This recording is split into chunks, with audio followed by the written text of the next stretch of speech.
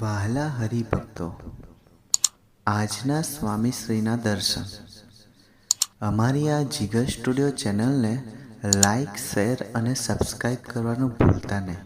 જય સ્વામિનારાયણ.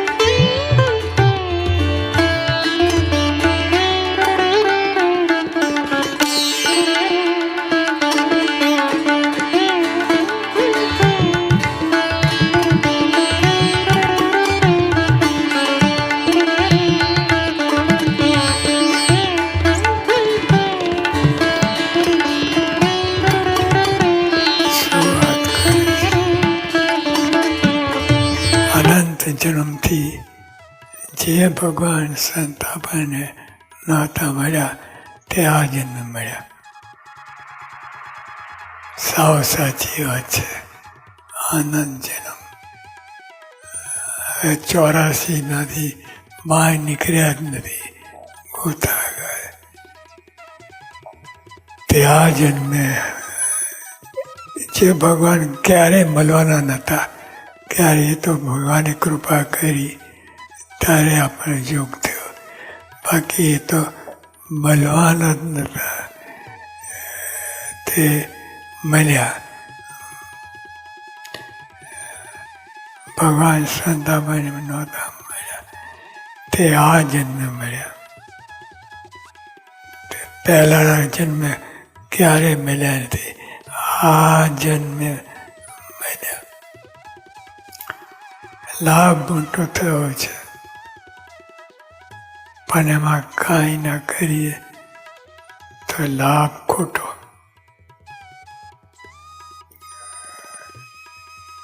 અત્યારે લાખ કરોડ રૂપિયા હોય પડ્યા રહે, કાંઈ ના કરીએ તો બધું ખોટું. તો ભગવાનને લાભ તો મોટો થયો છે, પણ કંઈ કરવું પડે તે કરવાની વાત મહારાજે કહી. મળ્યા તે આજ ન મળ્યા, લાભ મોટો થયો છે, બહુ જ મોટો લાભ, કલ્પના બહાર લાભ થયો છે. પણ એમાં કાંઈ ન કરીએ તો એ લાભ ખોટો. લાખ કરોડ રૂપિયા પડ્યા હોય, કાંઈ ના કરી તો બધું ખોટું. હતું ના હતું બરાબર. માટે કથા અર્થા ભક્તિ સેવા સહતા બધું કરવું પડે. આ બધું કરવું બીજું ના કરીએ, પણ કથા વાર્તા ભક્તિ સેવા સાધુતા એ બધું કરવું પડે.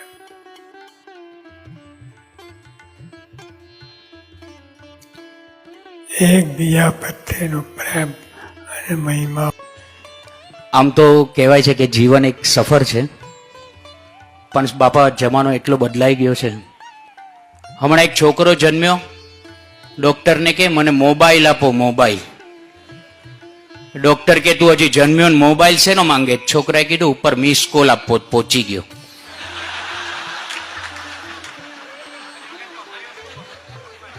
ટેકનોલોજીનો જમાનો છે સ્વામી. અમેરિકા જતા 7 કલાક લાગે, પણ હવે ફેક્સમાં ભાભાને ઉભા રાખશે તો 5 મિનિટમાં સીધા અમેરિકા. હમણાં એવું થયું, એક ભાભાને ઉભા રાખ્યા ફેક્સ મશીનમાં, 5 મિનિટમાં અમેરિકા પહોંચવું હતું. બટન દાબ્યું અને લાઇટ ગઈ, અમેરિકાને બદલે ઇન્ડોનેશિયા પહોંચી ગયા. આ જમાનામાં જીવીએ. Mobile mobile mobile. હમણાં એક હાથી આઈ મોબાઈલ ગળી ગયો, 50,000 નો મોબાઈલ હાથી ગળી ગયો, પેટમાં ગયો હાથીના. હવે મોબાઈલ તો કાઢવો પડે, એટલે 5 ડોક્ટર ભેગા થયા. ડોક્ટર સંઘવીન, ડોક્ટર દોશી, સાવલિયા અને મહેતા અને શ્રોફ ને કે ગમે તે મોબાઈલ કાઢી દો. એટલે ડોક્ટર કીધું ઓપરેશન કરવું પડે, તો કે કરો. હાથીને કાપ્યો, મોબાઈલ કાઢ્યો, પાછો જેમ હતો એમ સાંધી દીધો. પછી ડોક્ટર દેસાઈએ કીધું કે ડોક્ટર શ્રોફ દેખાતા નથી.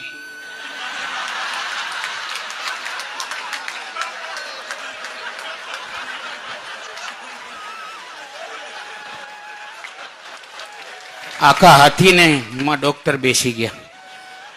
આવા જમાનામાં આ તો ખરેખર આપે સત્સંગનો યોગ આપ્યો. આટલા બધા કિશોરો ખરેખર સંસ્કાર પ્રાપ્ત કરે છે. બાકી હમણાં મારા પાડોશી એના કિશોરને બિન સત્સંગી છે, મારતા હતા.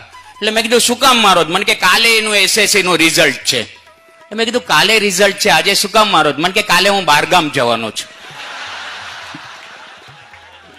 એને એના ટાબરિયા પર કેટલો વિશ્વાસ હશે કે આનું રિઝલ્ટ આજ હોય. અને સ્વામી આજે આપે તો આ બધાને સમજદારી આપી અને ખરેખર અમે સૌને સત્સંગનું સુખ આપ્યું. બાકી તો કીધું શું હોય ને બાફી આવે શું. એક ભાઈને ફ્લેટ ગમી ગયો, બિલ્ડર કે એમ ફ્લેટ ન અપાય, બાનું લઈને આવજો. રાત્રે ઓલા ભાઈ 4 ધોતિયા અને 3 જબા લઈને ગયા. એટલે ફ્લેટ ગમી ગયો, એટલે બિલ્ડર કે બાનું લઈને આવજો. તો ઓલા ભાઈ 4 ધોતિયા અને 3 જબા લઈને ગયા. કે બાનું તો નથી, બાપુજીનું ચાલશે.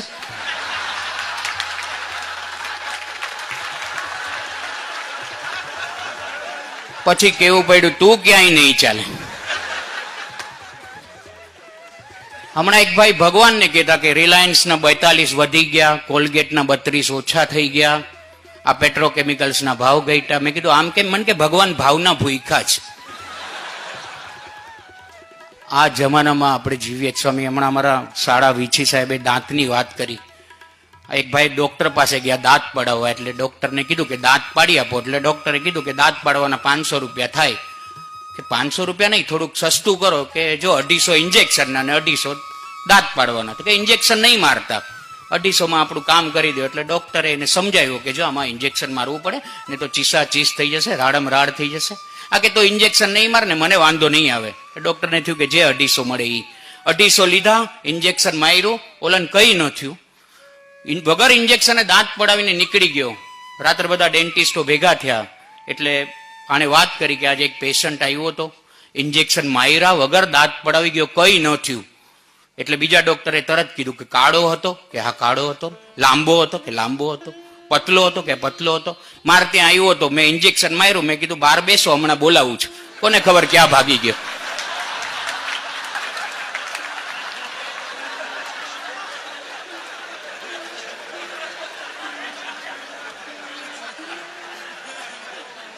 ને આ તો અમારા સદભાગ્ય છે કે આપ જેવા સાચા ગુરુ મળ્યા, બાકી ખોટા એ કેટલા રખડે છે. અમારે ત્યાં બાવાજી આવી ગયા હતા, ચીમનને બાબા નતા, છોકરા નતા થતા. તેને ચીમનને કીધું કે ગિરનાર में हमारा नाम का दीवा करना हो जाएगा. 4 વર્ષ પછી બાવાજી પાછા આવ્યા તો 4-5 ટાબરિયા વાંટા મારતા હતા એટલે રાજી થઈ ગયા કે ચીમનને થયા ખરા. ચીમનની ઘરવાળી હતી. પછી એને કીધું કે ચીમન ક્યાં ગયા? એ કે તમે કીધું હતું ને ગિરનાર में दीवा करना. તો કે હા. તો કે ક્યાં ગયા? એ કે હમણાં ગિરનાર જ ગયા. શું કામ? તો કે દીવો ઓલવવા ગયા.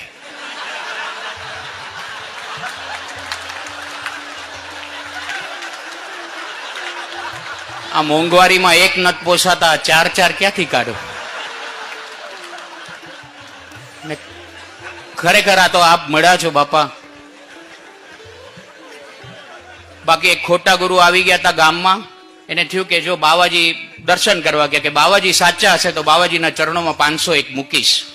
અંદર ગયા, બાવાજીના દર્શન કર્યા, બહાર સ્કૂટર પાર્ક કર્યું હતું. નક્કી કર્યું હતું કે સ્કૂટર એમને એમ રહેવું જોઈએ, અખંડ યથાવત રહેશે તો બાવાજીને 501 આપીશ. બાવાજીના દર્શન કર્યા, બહાર આવ્યા તો સ્કૂટર હતું એટલે રાજી થયો કે 501 આપવા જોઈએ. વળી અંદર ગયો, બાવાજીના ચરણોમાં 501 મૂક્યા, બહાર આવ્યો તો સ્કૂટર નહોતું. એને થયું 501 તો પાછા લઈ આવું. અંદર ગયો તો બાવાજી નહોતા. વળી બહાર આવ્યો તો પાનના ગલ્લે કોકે કીધું કે બાવાજી હમણાં જ તમારું સ્કૂટર લઈને ગયા. ખોટા મળે તો સ્કૂટર પણ જાય. પણ આપ મળ્યા છો એ ખરેખર અમારા સૌના આમ સદભાગ્ય છે. અને આપણે બધા તો આમ પ્રવાસમાં છીએ અને અમે તો બધા આનંદ કરીએ. સ્વામી ઘણાને પૂછે ને કેમ છે તો કે મજા. મની પાછળ જા આવે એટલે ગઈ મજા. પણ આનંદની આગળ આ આવે, આનંદ. આમ નંદ ઘરે આવતા હોય ને એવું લાગે. અમદાવાદ સ્ટેશનમાં એનાઉન્સમેન્ટ થતું હતું આ મજા ને આનંદનો ફરક. એનાઉન્સર નાકમાંથી બોલતો હતો. એ કે ગુંજના ને હોમ નમને હન્યે હાથ વાંગી રવાના નાતે, હાથ વાંગી રવાના નાતે અને હાથ વાંગી રવાના થાશે. એટલે પપ્પા એના છોકરાને લઈને પહોંચી ગયા. શું બોલ્યા પાછું બોલો ને. એનાઉન્સર તો રાજી રાજી થઈ ગયો કે અવાજ ગમી ગયો લાગે છે એટલે બીજી વાર ઠપકાર્યું. એ કે ગુંજના ને પ્લેટફોર્મ નંબર હન્યે હાથ વાંગી રવાના નાતે, હાથ વાંગી રવાના નાતે અને હાથ વાંગી રવાના નાતે. બાપુજીના હાથમાં છોકરો લટક મટક લટકા કરતો હતો. બાપુજી કે હજી એકવાર થઈ જાય.